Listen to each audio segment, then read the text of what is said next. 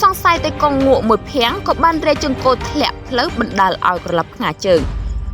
រថយន្តដឹកទំនិញមួយគ្រឿងសង្ស័យតែកងងក់មួយភាំងក៏បានរេចង្កូតធ្លាក់ផ្លូវបណ្ដាលឲ្យក្រឡប់ផ្ងាជើងនៅវេលាម៉ោង 15:15 នាទីថ្ងៃទី 8 ខែឧសភាឆ្នាំ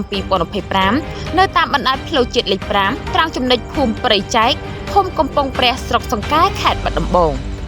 ប្រពន្ធនៅកន្លែងកាត់ហេតុបានឲ្យដឹងថាករណីគ្រោះថ្នាក់ចរាចរណ៍បង្កឡើងដោយខ្លួនឯងខាងលើនេះគឺរថយន្តម៉ាកហ៊ីយុនដៃពណ៌សលាយត្រូជែកពាក់ផ្លាកលេខភ្នំពេញ 3E1015 បើកបរដោយបុរសម្នាក់និងអ្នករួមដំណើរ 2 នាក់បានដឹកសាច់មាន់បង្កកទិសដៅពីកាតាលិចពីភ្នំពេញមកបាត់ដំបងលុះមកដល់ចំណុចកាត់ហេតុតែកងបានងក់មួយភាំងក៏បានរេចង្កូតធ្លាក់ផ្លូវបណ្ដាលឲ្យក្រឡប់ផ្ងាជើងតែម្ដងក្រោយពេលកាត់ហេតុនគរបាលជំនាញមិនបានចុះទៅធ្វើកំណត់ហេតុនោះទេដោយសារគ្រោះថ្នាក់បង្កឡើងដោយខ្លួនឯងនិងមិនបង្កឲ្យប៉ះពាល់ដល់អាយុជីវិតមនុស្សនិងទ្រព្យសម្បត្តិរដ្ឋបន្ទាប់មកម្ចាស់ក្រុមហ៊ុនបានយករថយន្តមកសាងយកទំនិញនិងស្ទូចយករថយន្តទៅធ្វើការជួសជុលដោយខ្លួនឯង